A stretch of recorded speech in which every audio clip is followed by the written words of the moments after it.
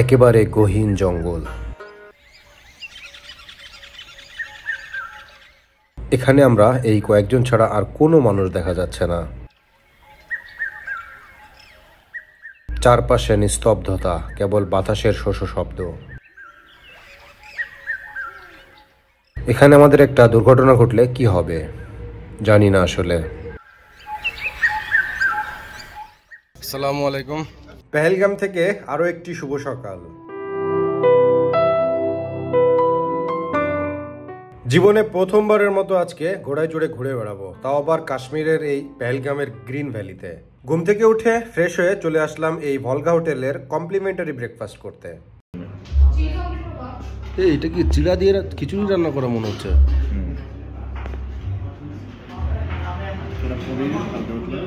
Pudding চিড়া দিয়ে খিচুড়ি মনে হচ্ছে। এটা কি ভেজ? ব্রেকফাস্ট আইটেমগুলো খুব একটা ভালো ছিল না। এখন বাজে সকাল 10টা। আমরা হোটেল থেকে বের হয়ে হোটেলের কমপ্লিমেন্টারি ব্রেকফাস্ট সেরে ফেললাম। এখন আমাদের প্ল্যান হচ্ছে আমরা একটা ঘোড়া নিব, একটা ঘোড়া ভাড়া করে আমরা এখন গ্রিন ভ্যালিতে ঘুরবো। সো ঘোড়া ভাড়া করার জন্য আমরা ঘোড়ার মালিকদের সাথে কথা বললাম, যেটা হলো যে ওরা এক একজন 1200 রুপি করে চেয়েছিলেন। আমরা 3 জন ছিলাম, সো 3 জনের জন্য 3600 রুপি চেয়েছেন। তো যেটা হলো যে আমি 3 জনের জন্য 900 রুপি থেকে শুরু করে দাম দর করতে করতে 1500 রুপিতে যে ফিক্সড হয়েছে। তো তারা আসলে যত টাকাতে যাবে তার 3 গুণ দাম চেয়ে থাকে। তো এই ব্যাপারে একটু সতর্ক হবেন এই জায়গায় ঘোড়া নেওয়ার ক্ষেত্রে। আগে কখনো এভাবে ঘোড়ায় চড়ে পাহাড়ে ওঠার অভিজ্ঞতা নাই, তো দেখি আজকে কেমন অভিজ্ঞতা হয় আপনাদেরকে দেখাবো। সো আমাদেরকে 5 মিনিট ওয়েট করতে বললেন, তারপরে তারা ঘোড়া নিয়ে চলে আসলেন। রাব্বি ভাই, ইউ আর সো অসাম, মনে হচ্ছে যুদ্ধে যাচ্ছেন। টিকিক টিকিক টিকিক টিকিক একটা আওয়াজ দেন।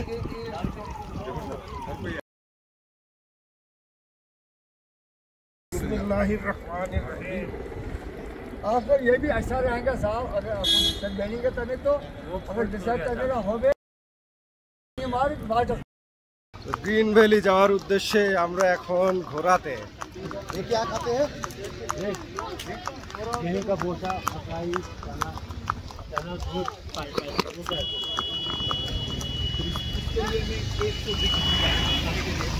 इसको ही खाना, ठीक है? आपने ही হ্যালো সুভাই, জীবনে প্রথম ঘোড়াতে ভ্রমণ করতেছি, ভালোই লাগতেছে। প্রথমে একটু কেমন অস্থির অস্থির লাগতেছিল, এখন অনেকটাই ভালো লাগতেছে।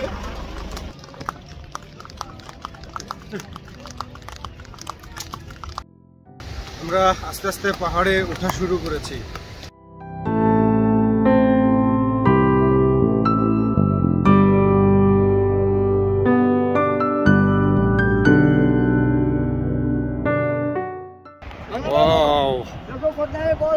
What a view! আমরা অনেকটা উপরে চলে এসেছি আর এখন একটু রেস্ট নিচ্ছি। এখানে হেলিকপ্টার রাইডেরও ব্যবস্থা আছে, তবে প্রাইসটা কত আমার জানা নাই। আর এই জায়গা থেকে যে ভিউটা দেখতে পাচ্ছি, এটা মোটামুটি পেহেলগাম শহরের পুরো ভিউটা এখান থেকে দেখা যাচ্ছে।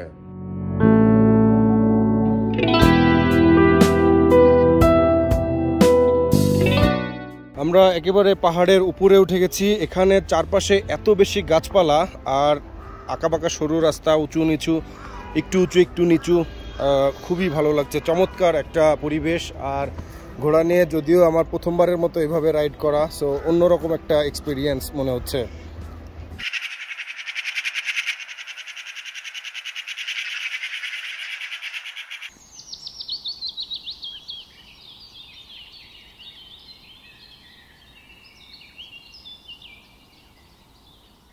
সাব্বির ভাই, আপনার ফিলিংস কেমন? অনেক অসাধারণ, খুবই ভালো লাগছে। ভালো লাগছে? জি আলহামদুলিল্লাহ। সেই না, সেই অস্থির। আপনি তো সেই ঘোড়া চালাচ্ছেন। জি, ঘোড়া তো আমি চালাই। হ্যাঁ, সেটাই দেখছি। আপনি যেভাবে ঘোড়া চালাচ্ছেন, আমি তো ভেবেছিলাম ঘোড়া আপনার ওজন নিতে পারবে কিনা, কিন্তু না, আমার আইডিয়াটা রং ছিল। ঘোড়া আসলে অনেক পাওয়ারফুল এবং আমাদেরকে খুবই ভালোভাবে নিয়ে যাচ্ছে। আমি তো ভয়ই পেয়েছিলাম যে এই যত উঁচু জায়গায় উঠতেছি, এত উঁচু জায়গায় উঠে কোনো রকম কোনো কিছু হইলে কি হবে। বাট প্রথম একটু ভয় লাগছিল, কিন্তু কিছুক্ষণ চলার পরে বেশ ভালো স্টেবল মনে হচ্ছে। সো মানে এখন আর ওই ভয়টা কেটে গেছে, ভয়টা নাই, আসলে একটু সাহস ফিল হচ্ছে। এই জায়গায় আসলে এত উঁচুতে উঠে মানে হেঁটে ওঠা তো সম্ভব না, এত হেঁটে আসলে ঘোরাও সম্ভব না। সো পাহাড়ের সৌন্দর্যের সাথে গাছ, সবুজ প্রকৃতি দেখতে চাইলে আসলে এখানে ঘোরা ছাড়া উপায় নাই।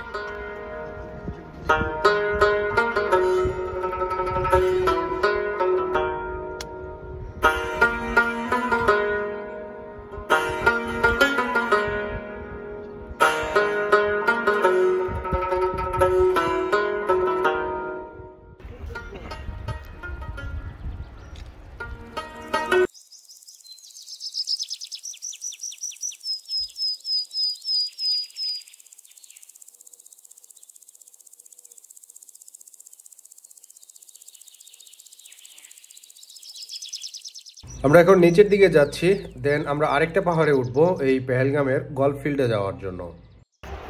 ঘোড়া নিয়ে পাহাড় থেকে নামার সময় একটু পিছনের দিকে ঝুঁকে থাকতে হয়, তাহলে ভালো ব্যালেন্স করা যায়। আর উপরে ওঠার সময় একটু সামনের দিকে ঝোঁকা লাগে, তাহলে ঘোড়া ভালো ব্যালেন্স করতে পারে এবং ভালোভাবে চলতে পারে।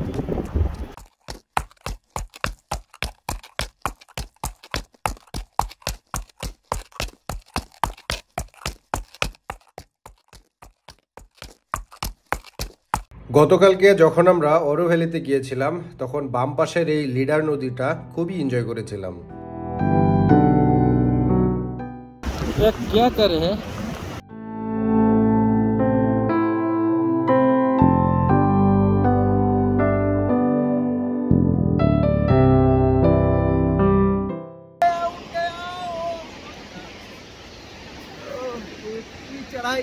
নিচ দিয়ে রাস্তা, পাহাড় বেয়ে ঘোড়াগুলো চলতেছে, পাহাড়ের নিচে রাস্তা, বন জঙ্গল, কি যে অ্যাডভেঞ্চার লাগতেছে বলার মতো না।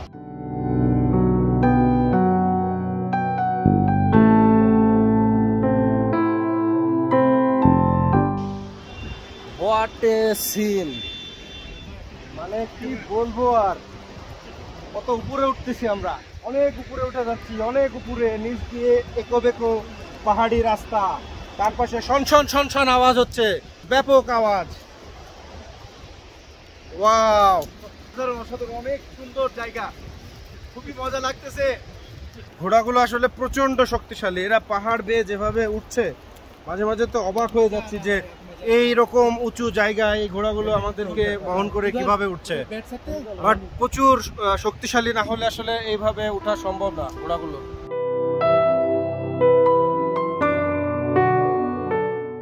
একেবারে গহীন জঙ্গল,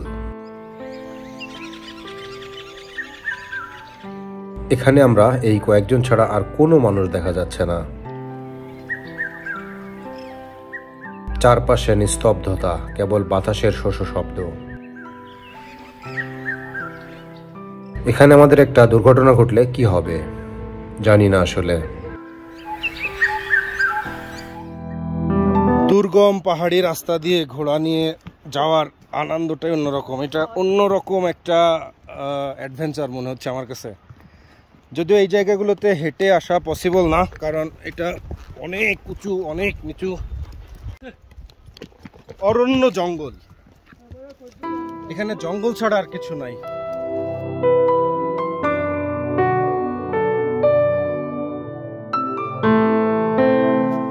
আমরা মোটামুটি 1 ঘন্টা মতো ঘোড়া রাইড করছি, সামনে আমরা আরো অনেক দূর যাব।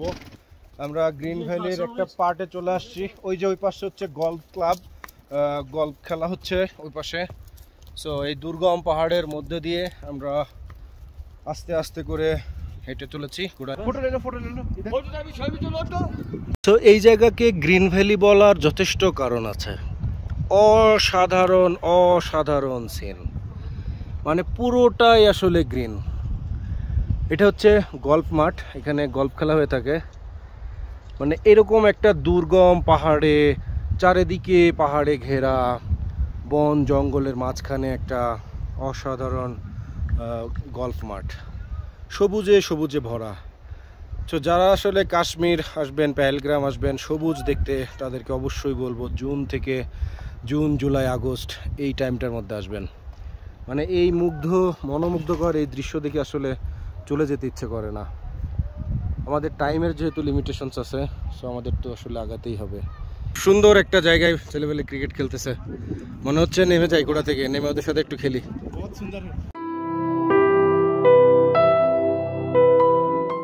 জীবনটা এনজয় করতে হইলে কাশ্মীর আসতে হবে।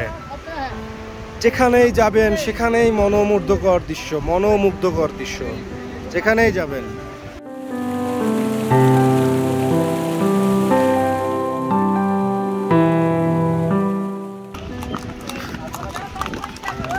প্রথমে এই ঘোড়াতে উঠতেই ভয় লাগছিল, কিন্তু এখন যেটা বুঝলাম যে একেবারে কমফোর্টেবল হয়ে গেছি, মানে অনেকটা বাইক চালানোর মতো।